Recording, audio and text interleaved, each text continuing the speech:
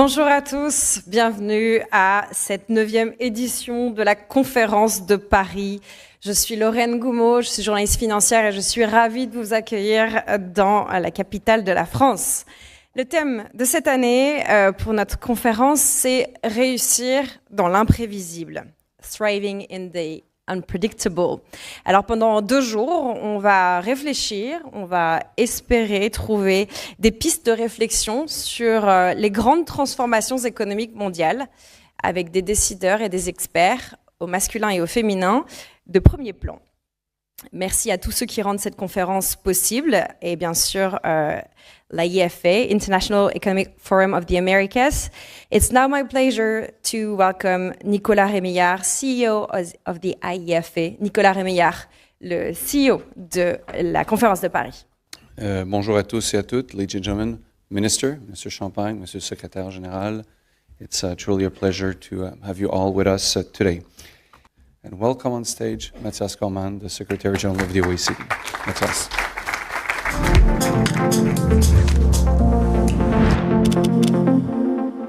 Well, thank you very much, Nicolas. As I was listening to you there, I was quite happy for you to keep going with that introduction for a bit longer. So thank you, Nicolas, to my good friend, François-Philippe Champagne, the Minister of Finance for Canada, to Hélène Desmarais, distinguished guests, friends all. Thank you, first of all, for the invitation to share a few observations at this 9th edition of the Conference of Paris, La Conférence de Paris, under the theme, Thriving in the Unpredictable, a more prosperous, resilient and sustainable future. Thank you so much again for giving me the opportunity to say a few words.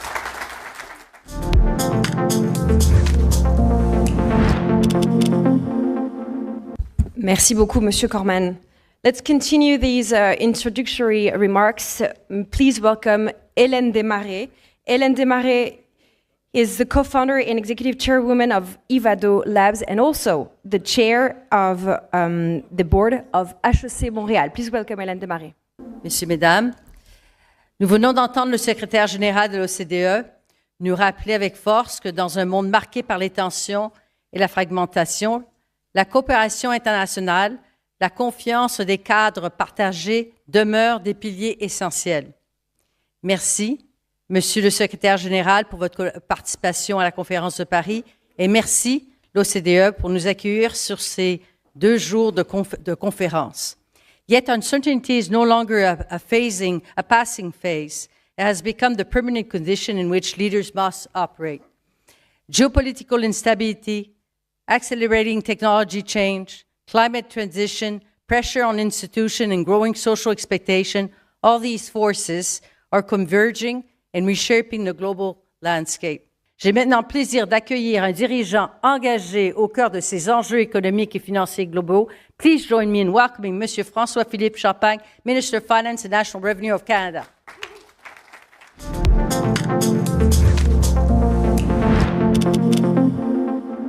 Bon matin tout le monde, vous allez bien? Good morning everyone. Is she not great? Let's give a big round of applause to Hélène Desmarais for an amazing work and Power Corporation to lead us this morning. Matthias, thank you for welcoming me in your house. It's actually pretty nice. I may come back more often actually. I was just saying, Matthias is a good friend. The first time we met was a few years ago when he served in Australia. And now we have the privilege, the pleasure to have a man of vision, great leadership, and relationships that will be strategic. Merci tout le monde. Have a very nice day too.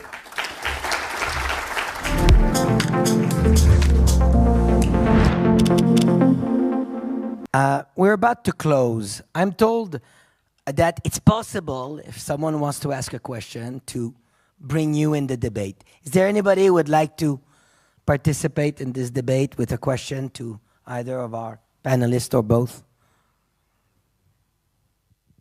I don't see hands being raised. Oh, excellent. Oh, no, I think he was just, just saying hi. Oh, yeah, good. Good. Thank you.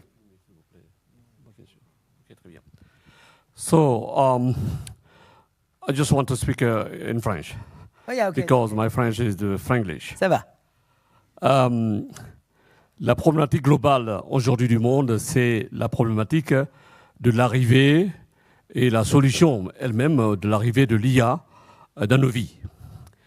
Les entreprises utilisent aujourd'hui à bon escient l'IA, mais on ne sait pas demain quelle serait tout à fait la tournure de l'IA. Comment nous pouvons faire pour que maintenant nous trouvions des solutions pour être imparables pour la sécurité du monde, pour l'IA? Parce que l'inquiétude globale, elle est suspendue dans la tête de tout le monde. Qu'est-ce qu'on va devenir demain si, par malheur, l'IA se passe autrement? La deuxième question que je voulais dire, parce que les gens pensent souvent que l'IA, c'est la magie. Non, c'est un entraînement d'une machine. Et les gens qui font cet entraînement de la machine, la plupart du temps, sont résidents dans les pays en voie de développement. C'est-à-dire, ces personnes qui entraînent les machines sont payées à un prix dérisoire. Qu'est-ce que les entreprises comme les vôtres peuvent faire aujourd'hui pour que ces personnes qui sont dans le sud global puissent être payées à bon escient et qu'on forme les universités à être plus denses dans le travail que nous faisons pour la maîtrise de l'IA? Je vous remercie. Just for those who might not be francophone, 2 questions that really go beyond asset management. They're really about the world at large. How do we make sure that AI use is to good bon escient for a good purpose? And secondly, how do we rebalance the economic contribution of people in certain areas who are very gifted, but in writing code and developing these tools, but which are not compensated like they would be compensated in other parts of the region? Those really are way beyond this panel, but I want wondering, Xavier or Joseph, if you want to add something. Perhaps answering in French, given the answer was in French. Oui. I translated it for the benefit Absolument. of... Je pense que vos 2 questions sont très pertinentes. La première, elle pose la question de l'IA et de l'éthique de l'utilisation de l'IA. Moi, ce que je peux vous dire, c'est nous, en tant qu'entreprise, et je pense que d'autres entreprises le font dans notre secteur, j'espère dans d'autres secteurs également, c'est avant de mettre en place l'IA, par exemple chez MNJ, on a pris beaucoup de temps, au point où toute les jeunes salariés d'entreprise commencent à s'impatienter en disant « mais qu'est-ce que vous faites ? On veut l'IA, on veut l'IA, on veut l'IA ». Ce qui s'est passé, c'est qu'on a pris beaucoup de temps à se poser ces questions que vous avez posées, en se disant comment, d'un point de vue éthique, on veut utiliser l'IA, quels sont les bons comportements qu'on veut voir, et quels sont les mauvais comportements, pour pouvoir mieux le réguler au sein de l'entreprise. Parce qu'une fois que vous ouvrez les portes de l'IA, si vous ne contrôlez pas ce qui se passe, vous ne contrôlez rien du tout, ni d'un point de vue comportement, ni d'un point de vue éthique, ni d'un point de vue effectivement résultat éventuellement, et la qualité de ce que vous avez. Donc on a mis en place des process, et j'espère que toutes les entreprises le font pour effectivement avoir ces garde-fous qui sont très importants pour que l'IA soit utilisée à bon escient, qui est votre question. Sur la deuxième, pour moi, ce qu'il faut, c'est que notre secteur, alors il se trouve qu'on le fait nous, mais je pense d'autres le font également, investissent dans le Global Sud. Alors, on a une filiale qui s'appelle Responsibility, qu'on a achetée il y a 5 ans, qui fait de l'investissement impact uniquement dans les pays émergents, qui investit en Afrique, qui investit en Amérique latine, et qui investit également en Asie, dans des domaines comme financial inclusion, ou la microfinance, le food, ou éventuellement le climat. Donc voilà ce qu'on arrive à faire, et je pense que c'est en déployant ces investissements qu'on va pouvoir répondre à vos questions. Xavier, any final word? Un mot de la fin, parce qu'il faut terminer. Non, en fait, je rejoins complètement Joseph par rapport à cela. L'IA, c'est un outil. On peut utiliser un outil à bon escient ou à mauvais escient. Et c'est quelque chose qui est extrêmement important. Aujourd'hui, c'est un outil qui hallucine aussi. Donc, dans l'utilisation de l'IA, notamment par rapport à nos clients, quand on utilise certaines fonctions qu'on a développées en interne, on le fait sur des bases de données propriétaires pour justement éviter ce problème d'hallucination. Mais fondamentalement, il y a des questions éthiques que Joseph a soulevées qui sont tout à fait pertinentes. Et pour votre deuxième question, à Berlin, on a une tradition d'investissement dans les pays émergents. On a à peu près 20% de nos revenus qui viennent de pays émergents, contre en moyenne 3% pour un asset manager traditionnel. On espère qu'en continuant d'investir dans les actions, dans les obligations des pays, y compris dans les frontier markets, on contribue fondamentalement à élever les niveaux de vie locaux et résoudre un problème au-delà de l'IA. Sur ce, thank you very much. Merci. Merci à tous. Thank you so much. I am Ambassador Cheikh KEITA for the WISMEN. I am also president of Pan-African Observatory for Digital Science. So thank you so much for everything you speak today. I have to speak in French. Dans les objectifs de développement durable, il y a 17 objectifs. 2 m'intéressent beaucoup, la réduction de la pauvreté et aussi la possibilité de créer des chaînes de valeur pour la réduction de la pauvreté. Il se trouve que finalement, en Afrique, nous avons des implantations minières et des produits tout à fait stratégiques. Mais tous ces produits ne sont pas what we can do. For energy poverty? No. For the mineral strategic in Africa, for the exploitation in Africa, because we have to create the value in Africa. Okay, so that's a great question. Who wants to take critical minerals in Africa? Tremendous concentration issues when it comes to critical minerals that was already raised. Was pushing that like mandatory, maybe without enough explanation, without enough political discussions with the citizens. And so we are in a very strange situation in Europe where you can have backlash as regards green energy, which is not possible, So we need to find a way to find back a discussion on it with European people in order, for this energy transition to continue. So I would say inclusion also another challenge for us. Natural gas, you have uranium mining, you're doing wind. So how did you come up with this plan for this all of the above? And I love the question, like, who are your key partners?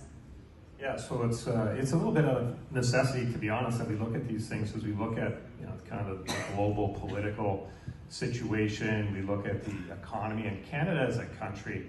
I mean, we talk about the transition and the impact on competitiveness if you don't go at the right speed. And Canada as a country really went through a period where there was almost 10 years where there was no major projects approved in anything. And you think about what that did, you lose 10 years of development. So that's the country. And Nova Scotia is no different. We had bans and moratoriums and all kinds of things that kind of held us back from really realizing our potential. So now we looked at it. We have a new Prime Minister. I'm really excited about Prime Minister Carney and his team and some of his ambitions. So there's a new move afoot, and then we look at the realities of things. So we have all those opportunities for wind, and we'll push all those projects forward. But then on gas, as an example, we use natural gas in Nova Scotia. Nova Scotia is on the east coast of Canada. Our natural gas comes from the west coast, generally from Alberta, but it comes via the United States through the pipeline. So all the natural gas we use in Nova Scotia comes from the United States. And that's not a great feeling in this moment right now when you think about the reactions. Europe and beyond. Look, I think it's absolutely essential. And of course, there are many countries who want to be AI superpowers or who want to be at least players in this ecosystem. And so it is a very competitive world. And in the case of the United States, we have a number of advantages, but some of the challenges that I mentioned could well hold us back. And I think it's imperative that officials at federal, state, and local levels understand the consequences, the stakes of this. And we have the technological capability, we have the financial capital, we just need the political will to do it. And it is not, this is very important, it is not a zero-sum game. This is not a choice between being successful in AI and leaving customers and other consumers vulnerable. We can do both. We have to do both. And the hyperscalers and primary tenants of the AI data centers have an ability and willingness to pay for power that can then be used to reinvest in our grid, in our generation capacity, and make the whole ecosystem better for all of us. You personally are one of the most powerful people and women actually in finance in Europe. Can you tell us a little bit how you built Ardian and how you have changed it and seen it change over the years? Oh, it's not the same world. I built it in 1996 when Claude Béléard was still alive. He just died and I paid tribute to him. He was such a great entrepreneur. And he had decided, because during the financial crisis in 1992, because you must look at the world has been always with financial crisis. He bought, if you remember, Equitable, which was bankrupt, and he found a company inside, which was an asset manager, Alliance.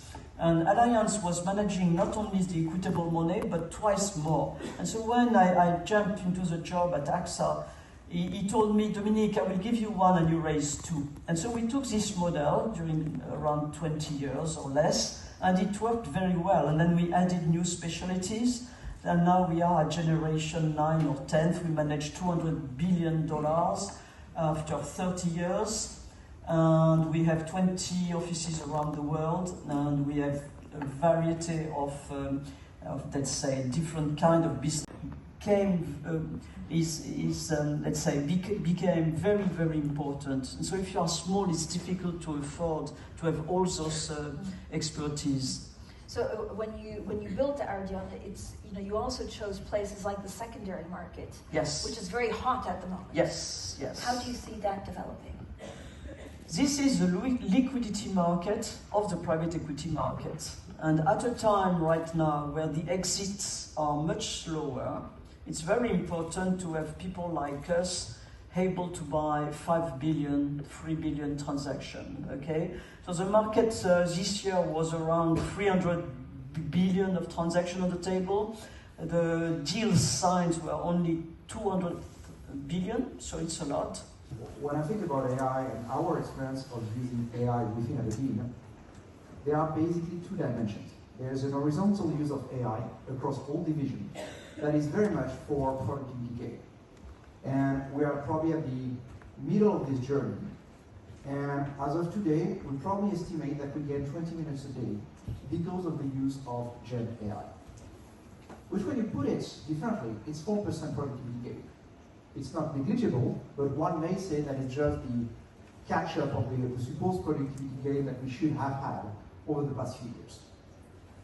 But if you keep that productivity analogy, and you use that to assess actually whether is there a bubble on AI stocks. Actually, if you believe that across the entire industry, not asset management industry, the sum of all our industries, Gen AI and the current wave of AI and computing power can help us gain a low-key increase of productivity. Well, actually, when you correct the valuation of the tech stocks, you will end up with the valuation of the rest of the US market. So put it differently, if you believe that you can get a 10 to 12 to 15% productivity gain over the long term with AI, we are just at the beginning of the formation of the bubble. So that is the horizontal one. The vertical one, as Joseph alluded, which is more interesting in the world. You see a bit of differences, you see a different... Well, it's quite interesting, and I had the opportunity to be in Aix last summer at the French Economic Forum, and which, if you haven't been, you should go, but be aware that it's outdoors in July in a tent. I made a comment, I didn't think it was controversial, but I find it quite interesting. I was asked about EU competitiveness, and what I commented was that the first large language models have come out of Silicon Valley, of course, and that's great and not unexpected. The capital's there, the university's there, in many ways the brains of the incentive is there. Europe was theoretically right behind it, Mistral, of course, here in France, and China a little further back. Now, what's interesting is everybody started on the AI race in the world at roughly the same time. And you emerged as you'd expect. America first, Europe a little behind, but Europe's got a lot of great universities. China further behind. You fast forward a year or two, Europe's now struggling to govern between countries on AI initiatives. It's taken the prioritization of regulation over opportunity. It's more concerned that Germany and France play fairly in the AI sandbox together, which means the US gets further ahead. Meanwhile, China came on the outside with DeepSeek and has now, with the resourcing and the compute, gone ahead. So remember, we all roughly got this technology at the same time. And Europe is now third and may fall even further behind because it's failing to understand the opportunity for the collective of the EU to win together, and it's more paranoid about rules and regulations, which are important. But when you read Draghi's report, it becomes quite clear that Europe has very little interest in being competitive. It has more interest in maintaining the status quo, which means sadly it'll fall further behind. And as a region, that worries me. I'm European. It worries me greatly. Well, I share your worries and absolutely align with you on the fact that clearly Europe needs to act much faster.